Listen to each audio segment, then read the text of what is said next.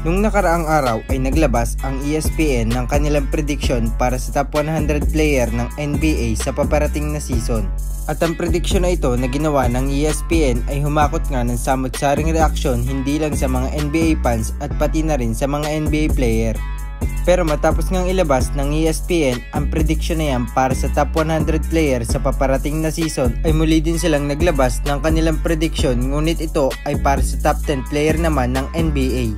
Ngunit ang pumukaw talaga sa diwa ng maraming NBA fans ay nang makuha ni Anthony Davis ang rank 10 sa ESPN ranking ngayong taon, na nung nakaraang season ay pang rank 20 nga siya sa ESPN ranking, at masasabi natin na malaki talaga ang kanyang inangat.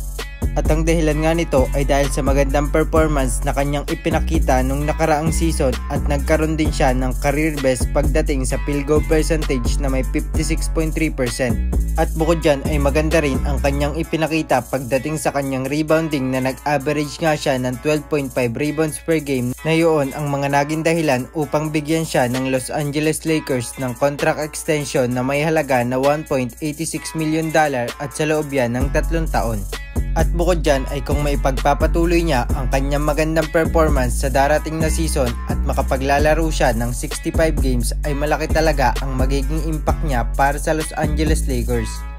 At ito rin ang posibleng maging dahilan upang umangat pa ang kanyang ranking sa buong NBA. At bukod dyan ay malaki rin ang posibilidad na si Anthony Davis ay mapasama sa MVP discussion sa darating na season. Ngunit ang malaking katanungan sa buong karir ni Anthony Davis ay kung magiging healthy ba siya sa bawat season na darating, dahil hindi pa siya nakakapaglaro sa kanyang buong karir ng almost 80% ng regular season, dahil taon-taon ay hindi niya nga maiwasan ang magkaroon ng injury.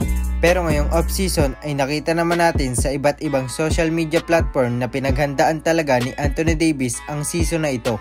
Dahil kung hindi siya magiging healthy ngayong season ay masasabi natin na ito na ang magiging last dance para sa kanilang dalawa ni LeBron James, dahil si LeBron James nga ay hindi na pabata at may edad na ito na 39 years old at prone na rin sa mga samot-saring injury.